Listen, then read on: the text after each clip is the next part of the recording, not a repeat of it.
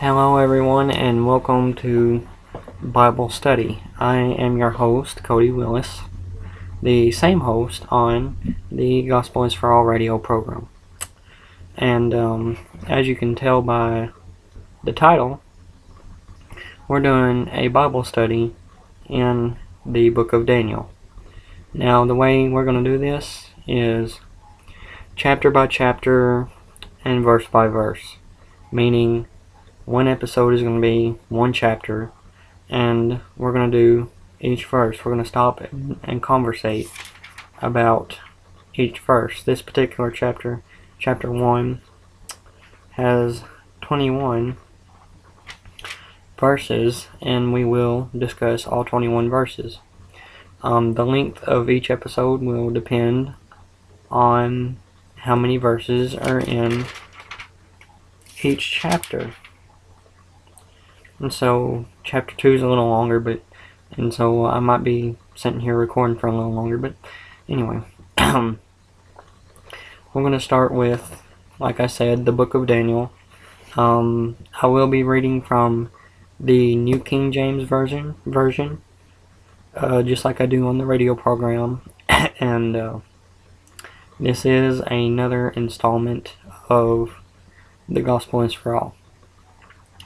So let's get down to our text. First thing we want to notice about Daniel is there's major prophets and minor prophets. Daniel was a major prophet. We have one of the most probably famous prophecies here in the book of Daniel. Chapter 2 and verse 44 says, and in the days of these kings, the God of heaven will set up a kingdom which shall never be destroyed, and the kingdom shall not be left to other people. It shall break in pieces and consume all these kingdoms, and it shall stand forever. That's one of the most famous prophecies, and as we know, it's talking about the church being established on the day of Pentecost during the Roman Empire. So we know what that prophecy is talking about, but we had to, that shows you one of the things that Daniel prophesied about. Daniel, he was a dream interpreter, and so we'll read later on in the book about a dream that he interpreted, and we'll definitely take a look at that. There are 12 chapters in this book, so it's a fairly short book, but no telling how long it'll take us. So, chapter 1, verse 1.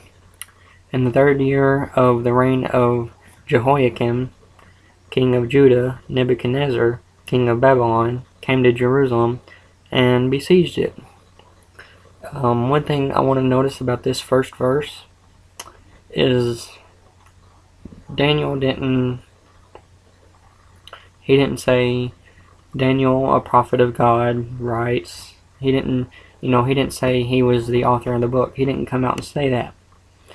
But we know that Daniel was the author of the book because he named it. It was named after himself, and this is Daniel prophesying. And another thing, the first verse tells us a little bit about when it might have been written, and most scholars put it at the 6th century, and so that would have definitely been the 6th century BCE, before Common Era, but anyway. Verse 2. And the Lord gave Jehoiakim, king of Judah, into his hand, and some of the articles of the house of God, which he carried into the land of Shinar, to the house of his God, and he brought the articles into the treasure house of his God. So, we have some interesting events going on here. The Lord, uppercase letter, Lord, gave Jehoiakim, King Jehoiakim, some articles of the house of God, big G, capital G, which he carried into the land of Shinar, into the house of his god, little g. And he brought the articles into the house of his god, little g. So that's a very interesting event. Verse 3. Then the king instructed Ashpenaz, the master of his eunuchs, to bring some of the children of Israel, and some of the king's descendants, and some of the nobles. Now notice how the sentence doesn't necessarily stop at nobles, because there's more to it. Verse 4 will finish the sentence. But he's talking about, he's telling them the people that he wants to be brought here because of the articles. So verse 4, young men in whom there was no blemish, but good looking, gifted in all wisdom, possessing knowledge, and quick to understand, who had ability to serve in the king's palace, and whom they might teach the language and literature of the Chaldeans. And so he tells them to bring all these different types of people in, and he tells the reason, so that they might teach the language and literature of the Chaldeans. Verse 5, and the king appointed for them a daily provision of the king's delicacies, and of the wine which he drank, and 3 years of training for them, so that at the end of the time they might serve before the king. So these people, he was helping these people for 3 years so that they might serve the king. Verse 6, now from among those of the sons of Judah were Daniel, Hannah, Mishael, and Azariah. So tells who the sons of Judah, who were from the sons of Judah. Verse 7, to them the chief of the eunuchs gave names, and gave Daniel the name Belteshazzar, to Hananiah Shadrach, to Mishael Meshach, and to Azariah Abednego. But then, so we stop there in verse 7, and we see Shadrach, Meshach, and Abednego. We'll get more into that a little later. It's an interesting story that we all should know, but still.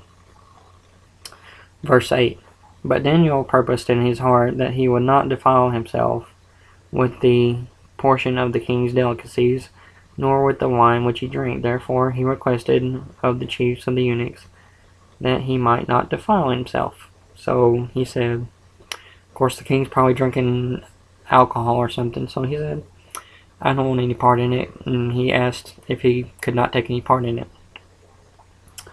Verse 9, now God had brought Daniel into the favor and goodwill of the chief of the eunuchs. So God put him in goodwill with the chief of the eunuchs.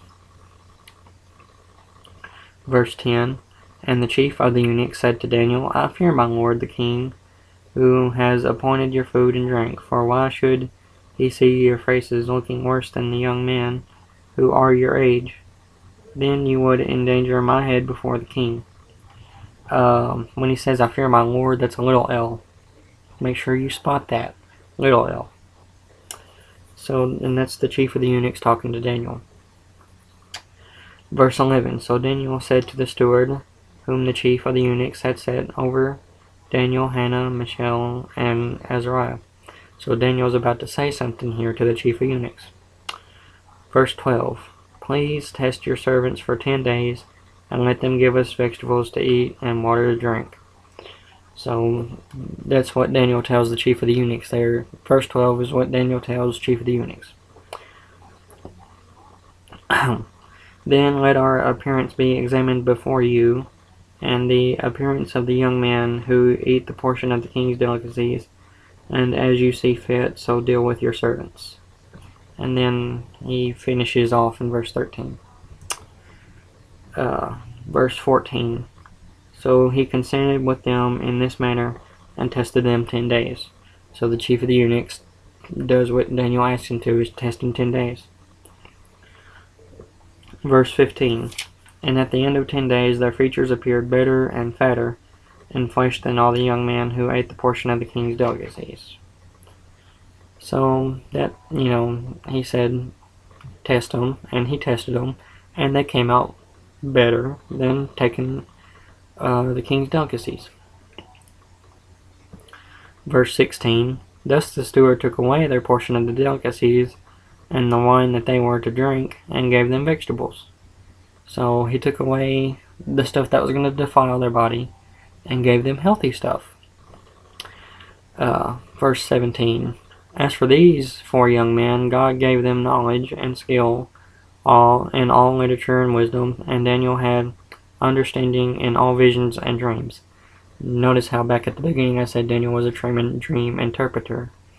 Verse 17 points that out.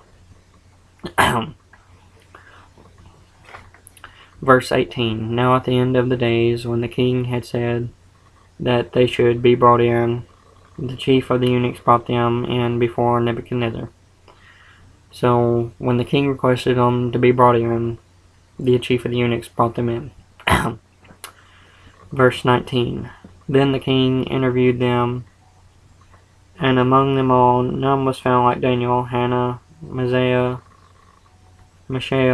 and Azariah. Therefore they served before the king.